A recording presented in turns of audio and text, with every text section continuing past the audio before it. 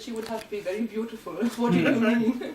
That's not you. You see, I think 50 years ago, one occasion in Paris, the one women's magazine, one sort of reporter, or maybe editor, one of the editor of one women's magazine.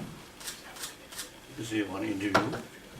Then she asked me, any possibility is the future Dalai Lama could be female.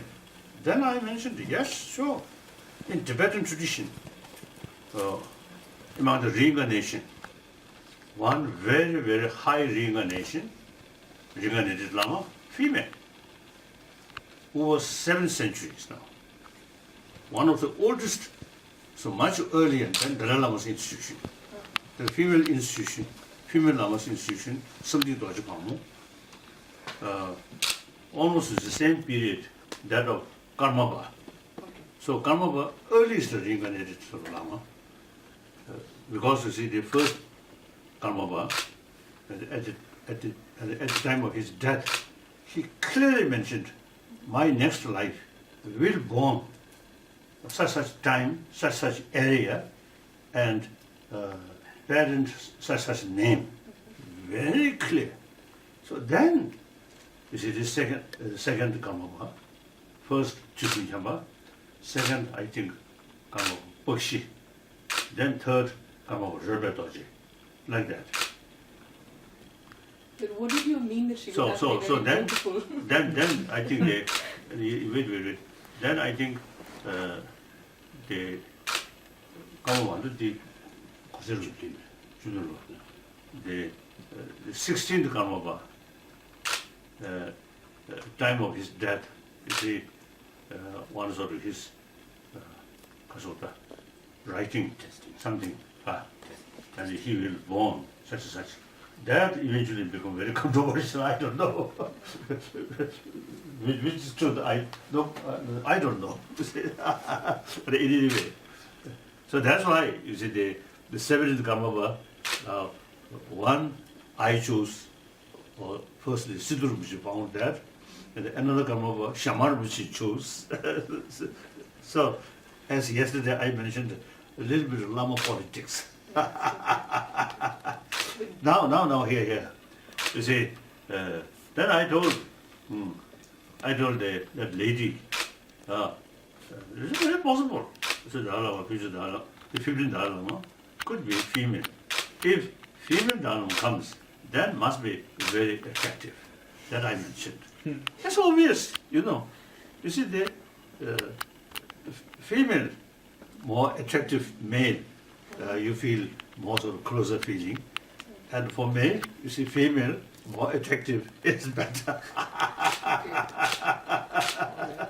So that's common sense. So half joke, I mentioned. Okay. Then recently BBC, Yes. it's the same question, same answer. Then I received some sort of letter or something.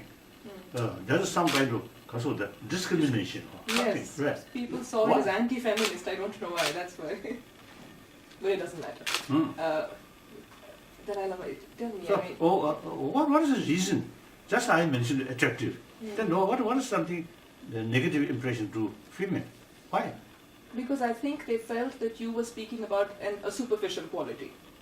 Why were you emphasizing just the physical appearance? Because you may not have said that about a male successor. Why did you specify that the face is important or the appearance is important? I think that was the logic. Because then they drew the parallel and they said, the Dalai Lama said he's a feminist, and then he makes a statement like this. Is that fair? That was the idea. That was the criticism that was leveled against you. Actually, you see, in Buddhist literature, you see, there is some,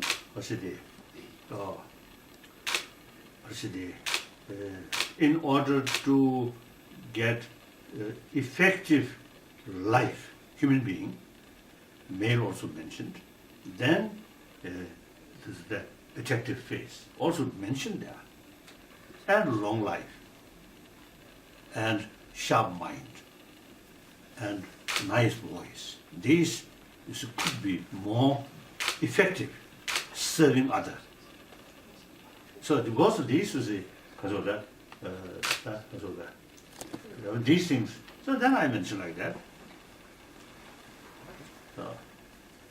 So, The other point that you raised yesterday, the issue about a trend of violent Buddhist monks in Burma and in Sri Lanka. In both these countries, the Buddhists are actually in majority. yes, The Muslims are in a minority. that's right. The way in which that they have acted over the past few years, I mean, do you see a parallel between them and, say, the Islamist radicals? Because both of them seem to think they have a moral superior ground. They're doing it for the larger good. Even if a few people die in the process, it's all right. And is that justified anywhere in Buddhism? Never. No, never. When I first heard that, I was in Washington. Some media asked me about the incidents in Burma. Then I respond. I express very sad, firstly.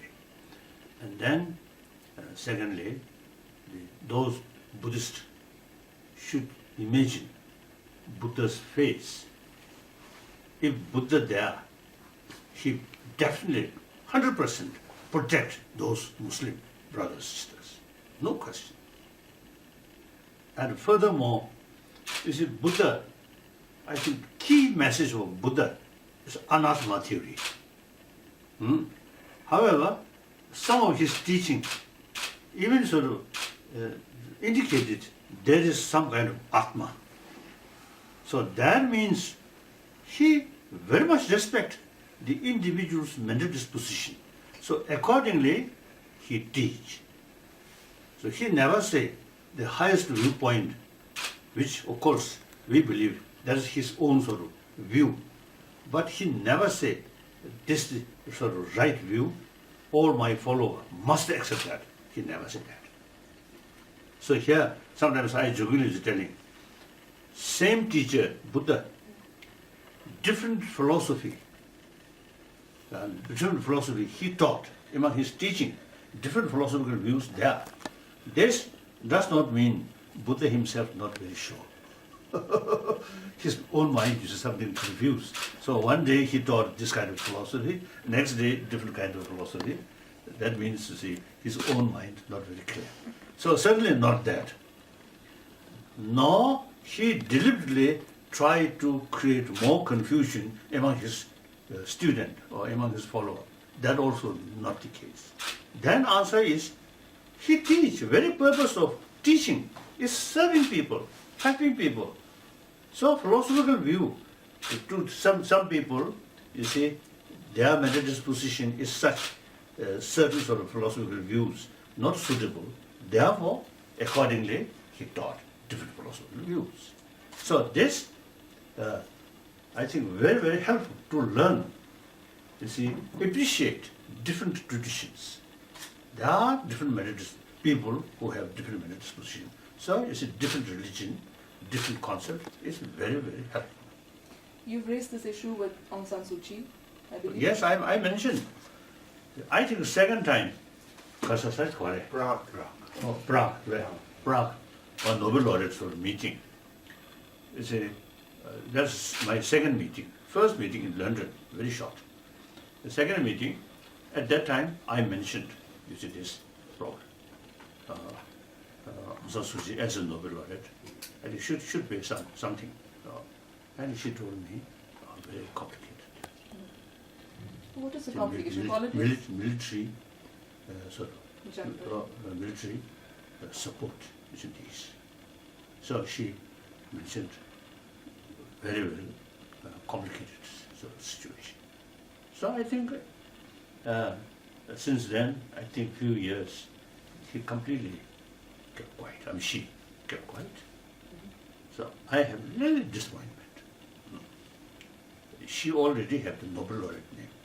So you see, that is quite a sufficient position to say something, to serve, to help these poor Muslims. But of course, that's her business.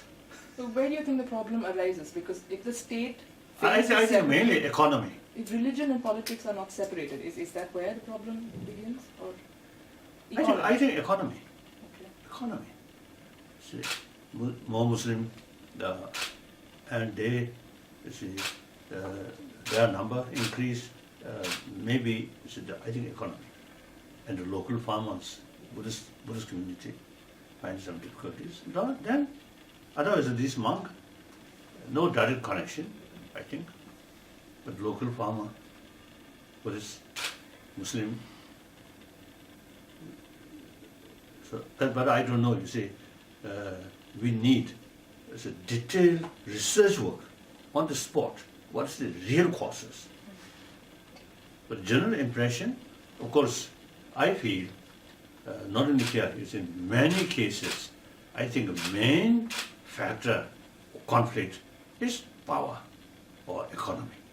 Even not today's conflict, but in the past, I think over 1,000 years, the religious conflict in the name of religion. Yes. I think often power or economy, like that. Not the moral superiority, because even the Christian crusades. Then moral superiority, sorry. As I mentioned there, the concept of one truth, one religion. That we always believe that. We always say that for Buddhist, Buddhism is the best. You see, Buddhism is the only religion, right? Only one religion, one truth. Then Christianity also say, sometimes I jokingly telling, particularly like Bishop Tutu, we have very, very close friendship and with respect and admiration. So sometimes he mentioned, he definitely go to heaven. Dalai Lama go some different place.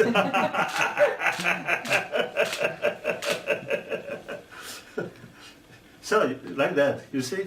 So each sort of religion, you see, naturally, you see, taught or create impression. That's best religion. So one truth, I think. Ultimate truth is God, creator.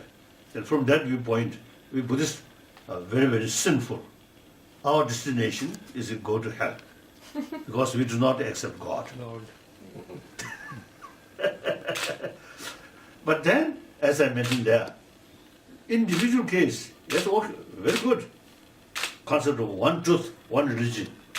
But in terms of community, it's unrealistic. The reality, there are several religions, each has truth, so therefore several truths.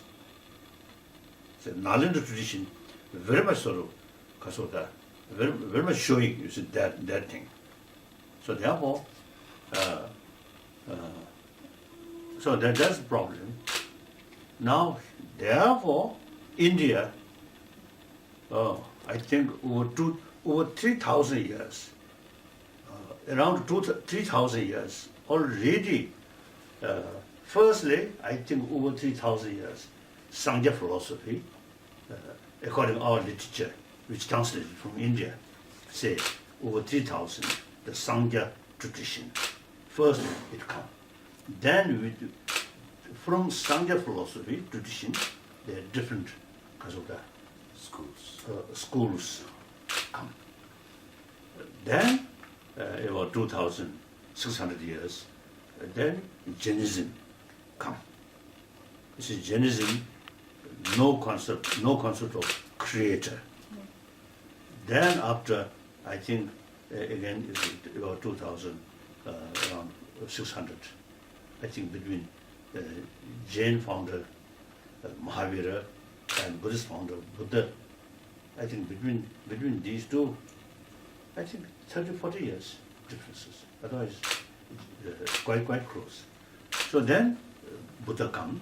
Buddha also is emphasis, no creator, but self-creation. So these remain together. Then so these homegrown different religious tradition. Because of that, Sikhism, very, very non-sectarian sort of concept. He Hindu background, but he took pilgrimage to Mecca to show rest of his sort of follower. We must respect all religious tradition. Wonderful. You see, the Sikhism, that kind of non-sectarian sort of attitude, I think they, as of the production of long time India's tradition, non-sectarian. Wonderful, wonderful. So then, when Zoroastrianism come, welcome. Judaism come, welcome. Christian come, welcome. Muslim come, welcome. The sectarianism that you speak of, when we talk about the Islamic State, many people say we should just call them Daesh because they are not really Islamic. But is the origin of this problem religious? Do you see it as a sectarian conflict between Sunnis and Shias, which has been complicated again by political forces? It is truly religion. Then why? India's Muslim, Shia, and Sunni must fight. Same Muslim. In Ladakh, small group of Shia and a little bit bigger Sunni, they must kill each other if the problem comes from religious faith. You see, no such record in this country. And also in Malaysia, I have been in Malaysia, I think one or two times. So they, Muslim, they live among Hindus and particularly Buddhist. So they are open-minded. And Indonesia also, I think there are many Buddhist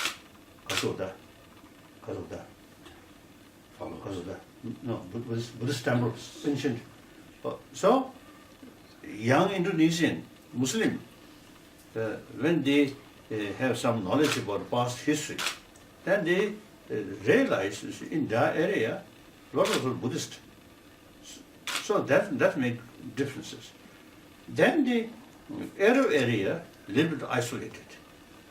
Not that kind of also the experience. And then on top of that, I think things we Buddhists say interdependency, paticca everything interrelated. So I think 2000 September 11th event, then you see the American start some Iraq war. I think that also one cause, the presence of these hardliner Muslims.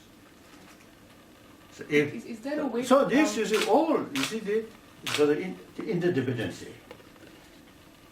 Is there a way to counter the radicalization, because people are sitting at home accessing information on the internet, changing housewives, even women, and young. If possible, I'm very happy. If not possible, okay. But you think about it a lot, about actually going back to Lhasa, entering the Potala again. Oh yes, of course. Yes. Of course, as a Tibetan, then particularly, see, whenever I met some Tibetan from our homeland, most of them cry. They plead to me, please come, please come. And I told them, Are you optimistic? as soon as the Chinese government shows some green light, I'm ready, go there. I always But tell is there them. that hope? Because you speak very positively about Xi Jinping, the fact that his mother was a Buddhist, Yes. his father was close to the institution of the Dalai Lama. Yes. Is he warm towards the idea? Has he made any kind of... I think he personally, I think, feel, I think something positive. Oh, hello, good morning. Good morning, Holiness. How many hours sleep last night? 9 hours. Really? Oh, congratulations. 4 to 5, 6, then 9.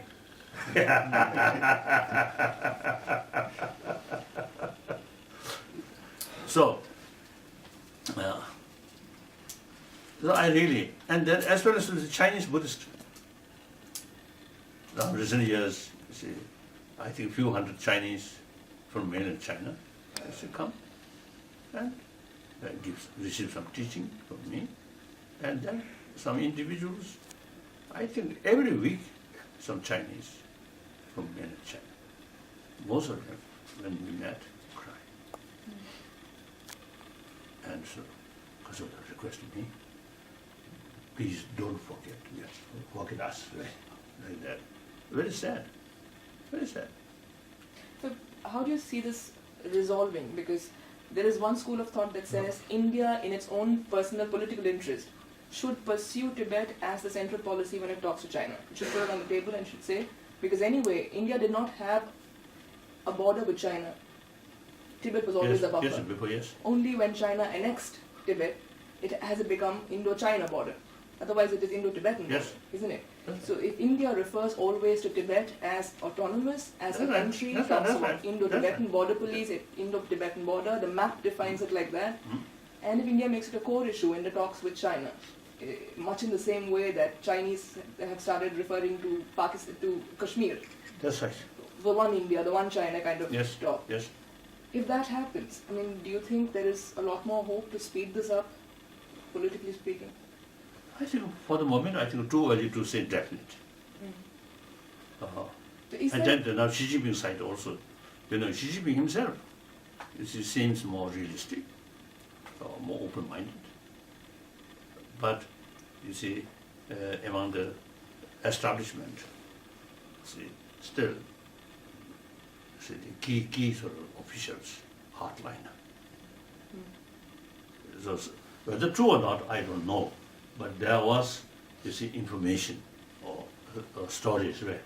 Or gossip or stories. When Xi Jinping indicated some positive, then from those hardliner very strongly oppose. So that's the present situation. So I don't know. But here now in India, I'm very happy. Free India- country. Yes. And some retired Chinese officials, some told me, you better remain outside China, like today, and go different countries, Europe, America, go like that. It's even sort of helpful to image of China when you see the things, closer understanding develop. Then still you better remain outside China. Some say that, and come China, go China, and also come back, come back, like that. Okay. So this, I think, practical thing, like that. Historically speaking, Your Holiness, do you think there have been some mistakes that the Indian government has made? Because in 1954, Nehru, I mean, whatever extraterritorial rights he had over the, the area of Tibet, he almost gave up his Tibet card to China without a quid pro quo. That's one thing. Then again, years later, Vajpayee, he said that he recognizes Tibet as part of the People's Republic of China. If those things had not happened, do you think today's reality could have been different? Maybe some extent, but I think difficult. But you see, our issue goes, I think, the 9th century, 7th century, 8th century, 9th century. I think Columbia University in America, you see, carried research mainly based on Chinese ancient history books. Then they concluded, during these 3 centuries, you see, there were 3 empires: Chinese Empire, Mongol Empire, Tibetan Empire. So these 3 empires, Chinese, more emphasis about political matter. Mongol, more military. And then Tibet, more Dharma, Buddhism, the emphasis. So I think recently I was in Japan. There's some Tibetologist. I think the German also is at that meeting. You are there. Yes. Do you remember? You see some of these sort of Japanese scholars. Japanese. No, I remember they talked about it. I can't remember what they said. You see some young sort of, including some young Japanese Tibetologist. You see, some sort of was the explanation. I never heard. You see, in ancient time, you see, Tibet, that part of the world, Tibet almost to center. Then some different sort of what you say, small kingdoms. So they all, you see, because of that, look towards Tibet, and they are writing also some similarity about Tibetan writing, isn't it? You mentioned, I think Jang or in Sumba, small nations, like that. So at that time, then 9th century, end of 9th century, the emperor killed by one of his son of the Kasure, his relative. Langtama, that was Bija. Marwe Langtama. Jikasa. Mother Sire was Bija. Like that. So then disintegrated. So real mistake, that is the mistake. Then I feel very strongly during, I think 11, because of the 1904, Dalai Lama, you see, come to India. No. The 1904, I think, the British expedition. Expeditionary Oh, force. led by young husband. You see, let's say the military force, you see, reached Lhasa. Some casualties also there. Tibet also is a fort like that. So then eventually the British military forces reached Lhasa. So at that time, I think some Tibetan now you see have the view. At that time, Dalai Lama should stay Lhasa and meet the British, the army personnel. Like young husband, he was the leader of the military expedition. Actually, after he reached Lhasa, saw because of the atmosphere of Lhasa, he very much attracted Buddhism. So soon after he returned England, he started one small organization. What's that mean? What is that name? It's a spiritual organization. Oh, some spiritual organization. So the main reason British forces, British India, so to send army there, is to try to stop Russian influence. Actually, you see, there's no such sort of serious influence. So then, Tibet, at that time, I think they talked with British India's representative or England. I think picture will be different. But these, then, you see, they, because of that, things to become, that's something different way. Then 1947, I think 46,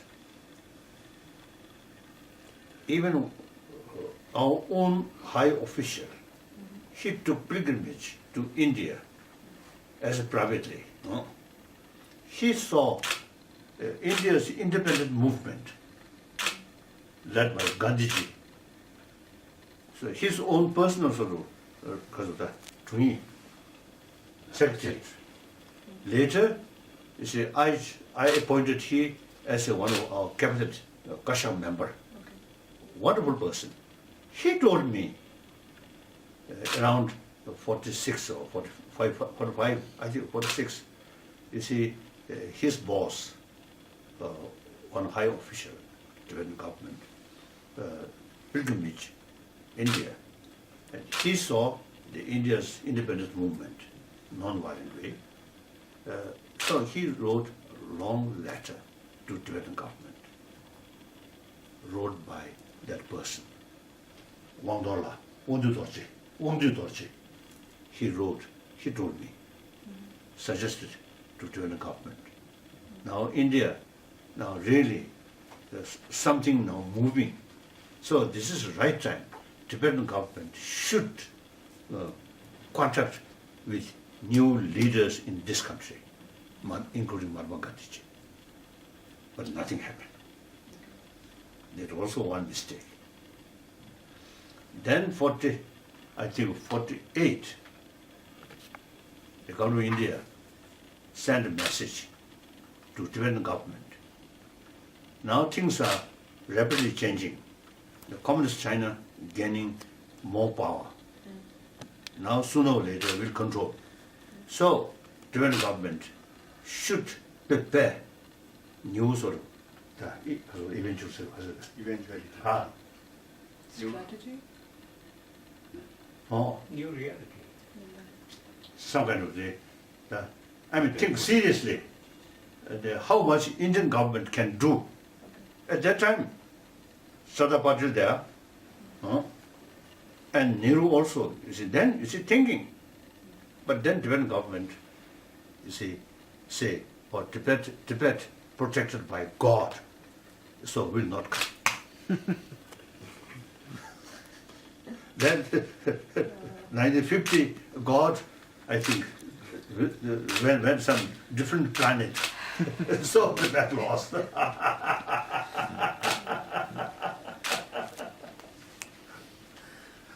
So yesterday also I mentioned. Are you there? Yes, I was there. Pray to God. It's sort of empty wishful thinking, right? No, we should be practical. Our action is more important than prayer. So we too much emphasis prayer and puja, nothing happened. One last question, Your Holiness. Has anything... So therefore, you see, 1950, 51, then you see the Chinese forces already occupied the eastern part of Tibet. Then you see Tibet, really then you see the Tibetan government tried to raise issue at the UN, but too late. So the mistake is like that. From the 9th century, I think 10th century, and then like that. So then we can't. But I do not sort of feel Pandit Nehru really made big mistake. I don't think that. The circumstances become such, then very difficult. And the Indian government is try to do something, but when the government side. But where do things stand? So sometimes I jokingly telling, at that time, Tibetans, the cold climate, so we remain like that. So not hearing different opinions or different suggestions like that. So I think real mistake ourselves, Tibetan. Not me, fortunately. My previous generation, I can blame on them. Yes. Has the policy, the Indian government's policy, changed under this present Prime Minister? Or is it... That also I think difficult to say, too early to say. Okay. You see, I think big issue change not easy. Not easy. Of course, Prime Minister, very active, and I think now, under his leadership, I think the image of India outside the world, I think really much so. Yeah, I say this because in the joint statement when Xi Jinping came in September, there was one line where they're talking about the new route to Mansarovar. There was one sentence that was slipped in which said the Indian government thanks Tibet, but Tibet, which is a part of the Republic of China, which in a sense is a tacit acceptance of. There is the exact line which I had here. When the Narasimha Rao, when he was foreign minister, you see, one occasion he explained the government of India not describe Tibet is part of China. But Government of India's position is autonomous region of People's Republic of China. So that means 1914 similar convention, you see that sort of the convention between finally the decision between British India and Tibetan government. So Chinese delegation withdraw their sealing. So it doesn't matter. So at that time, Tibet also have the right to make agreement. So you see the government of India, very Kasuta, wisely mentioning Tibet autonomous region of People's Republic of China. Before that, Tibet indirectly say independent nation. So have right to sign. Otherwise, that similar convention is illegal. Tibet always part of China. Then the similar convention is not much valid. Then whole big portion of India should give China. So there's really complications there. Okay. So that's okay. Since People's Republic of China established, the Tibetan government, under difficult circumstances, we signed 17-point agreement. So we accepted. We are now part of People's Republic of China. Okay. But your middle path, is that the answer now? Because it Yes, you see, we are not seeking Compromise. separation. Yes. Past independence. But Tibet is for our own interest, you see, materially, they're backward. Sometimes I jokingly telling Tibetan, somebody is Tibetan, of course, you see, they criticize our sort of middle approach. Yes. So I usually is telling the Tibetan, some Tibetan, even from Tibet directly, illegally immigrate to Europe or America. From India also, from our settlement, some Tibetan.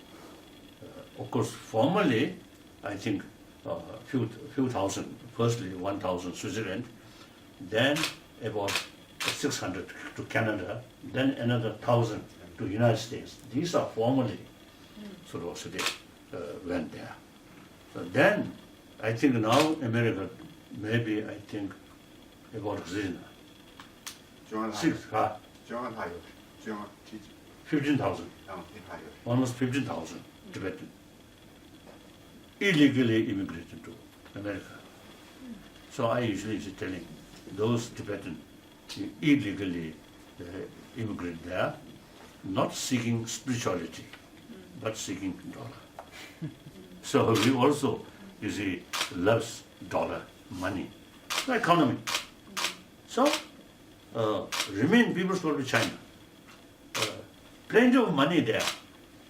We can build.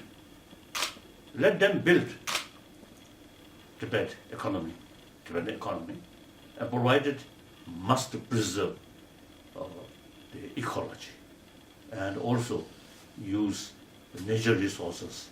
But this also must be very, very careful plan. Then okay.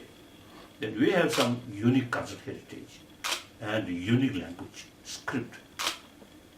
So, you see, autonomy is right.